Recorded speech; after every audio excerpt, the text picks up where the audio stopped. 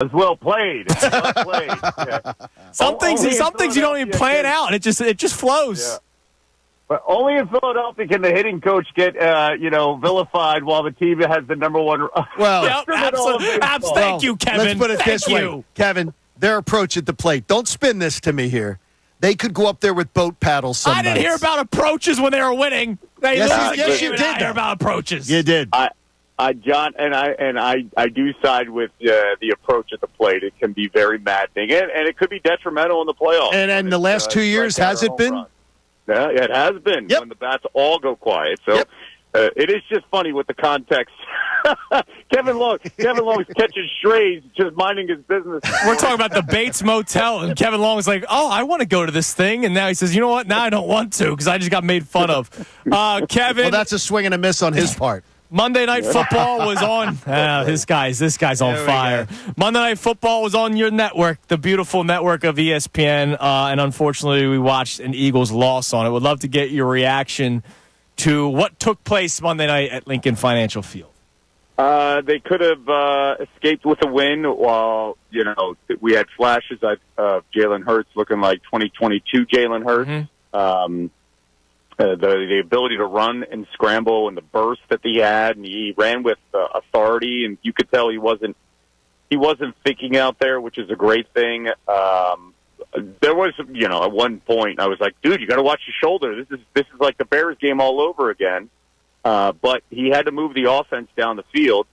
It is wild that when A.J. Brown's out, where's the explosiveness? But what happened to Jahan Dotson?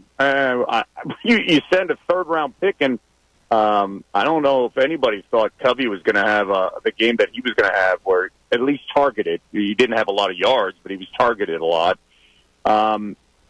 There is concern. You can... That third down decision still, what are we doing? Just run the football. The play call was okay. It looked like it worked, but in the end, if you're trying to eliminate all the possibilities of a disaster and then put them back at the end zone and time off the clock, you've got to do that. And another storyline, it all comes in, and they're all tied together here specifically. If you're not getting a pass rush, like they didn't have all night, and that is, I think, the most frightening tale of this, that front four can't stop the run and cannot apply pressure on a statue of a quarterback. It could be a very long season. That is the concern. They'll score points, but again, if you have a quarterback that could just even slide a little bit more than Kirk Cousins, you could be in a lot of trouble. And this team, this defensive front, did absolutely nothing. I don't understand on the final drive how you don't send a blitzer, because you've got to move them a little bit, and it was a disaster. You know what? And I'm glad that you brought up the third down play call, and then you almost in the same breath brought up the pass rush. We talk about feel and having a feel for it and all that kind of stuff. And Nick Sirianni said, "Oh well, the Falcons were going to clog up the line, so that's why we thought it'd be good to throw the football." You don't have a pass rush, so you gave Kirk Cousins, a guy who just stood tall like a statue because he didn't have to move, more time to go downfield. Yeah. That's part of the field. That's part of what analytics doesn't tell you, right? The analytics doesn't tell you my pass rush sucks today and sucked in week 1, and we're not going to get to Kirk Cousins. So if we give him more time, that means he has more time to not get touched on his way downfield.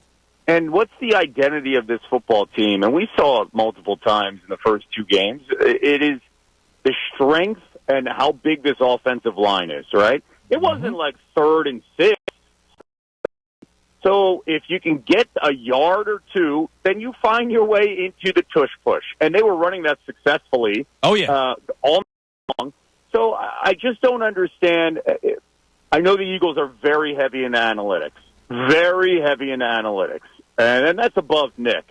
But I just don't understand where's the consistency of, okay, if you're going to go with analytics, then what happened in the first quarter, then what happened later in the game where you decide not to go for it, and then you go for it. There's a wishy-washy here that we don't understand that I can't wrap my head around here. And the other thing is, here, when you...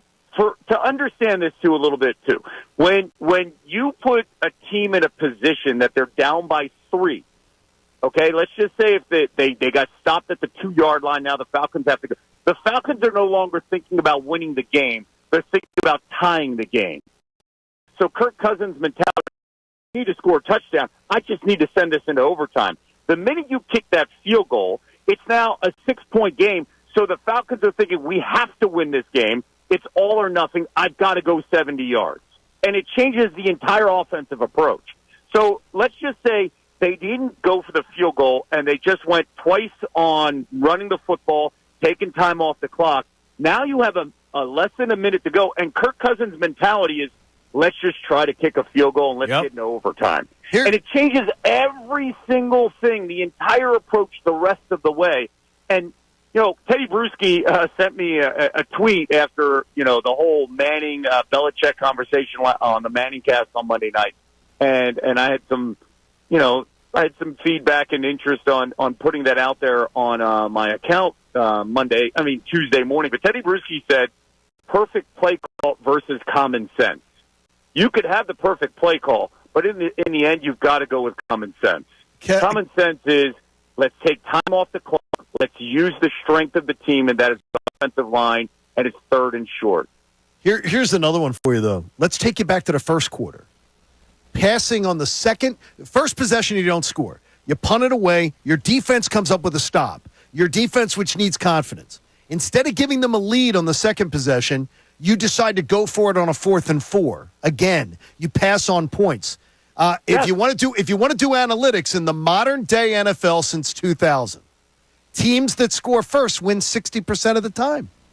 Yeah. So I mean, there's analytics for you. Score first. You're going to win 6 out of 10 times. John, to your point, this is not a Packers team where you've got to score, like, you got to get a touchdown every time you're down there. Right. This is a Falcons team that struggled against the Steelers, granted because T.J. Watt is one of the best players on the planet.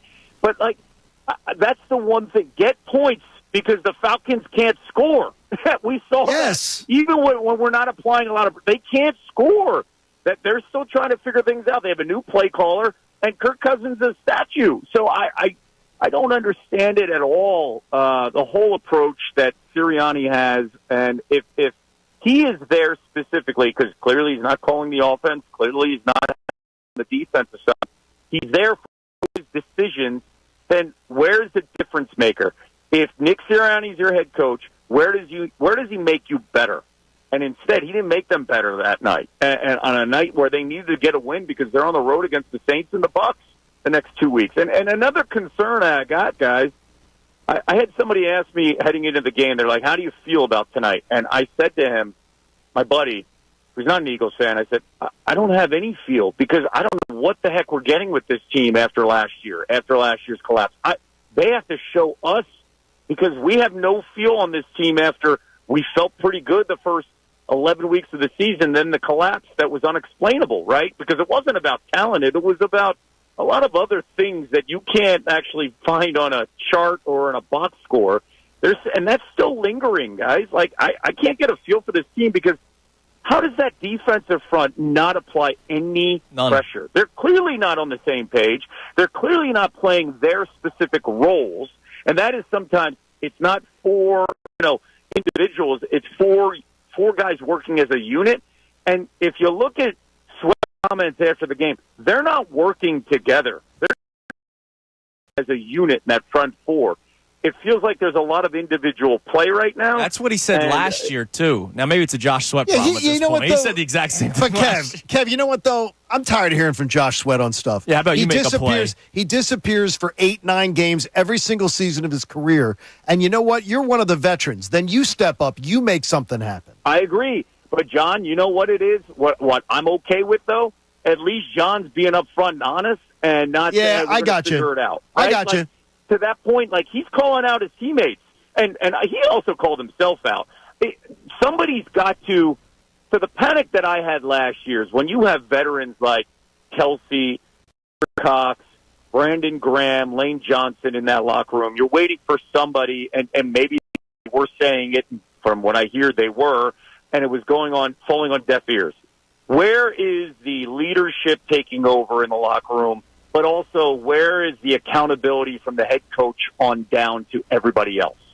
Are they just tuning the guy out? Like, are they just, hey, we're going to just do our thing?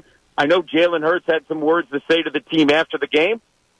I'm not sure what responsibility, but Jalen also, we had a chance to win that game at the end. Yep. There's no need to force that ball to Devontae Smith. All you need is 14 to 15 yards for Jake Elliott to kick the field goal, and it was Seattle all over again. Yeah, I think Jalen Hurts, because he played well for the majority of the game, and Kevin, we were looking for that. We were looking for Jalen Hurts to kind of show flashes of 2022.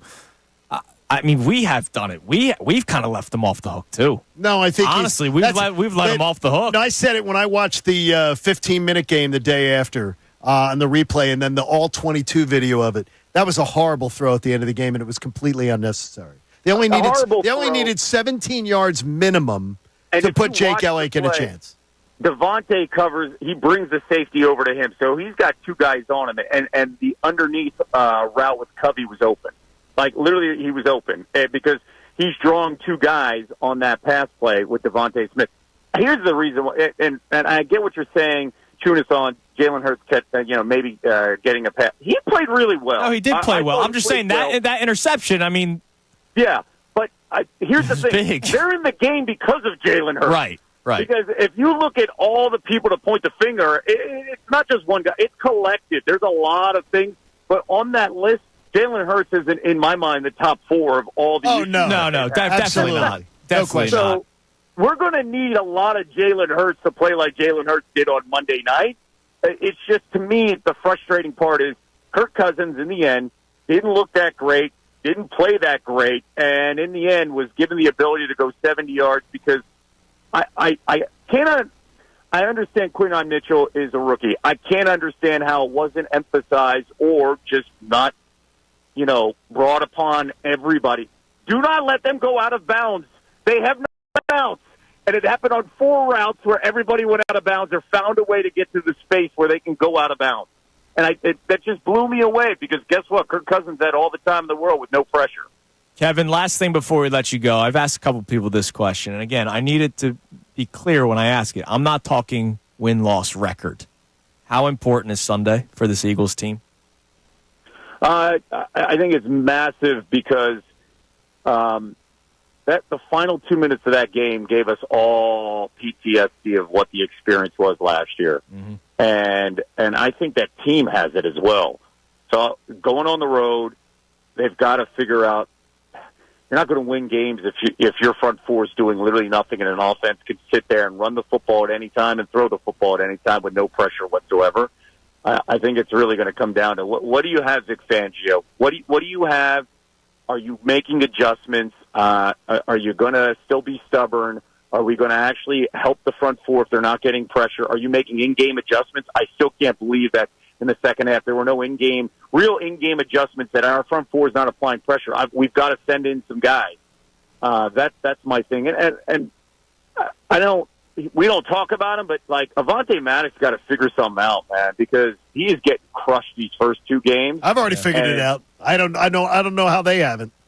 These second and third type of receivers are having field days against the Eagles, and when you look at what the Bucks bring the Saints bring offensively, it could be really bad, and it could be bad the next week because the Bucks have a handful of weapons at wide receiver. So I don't want to say the season's on the line, but we've got to show some life here and conviction here, and this team's got to play like a team.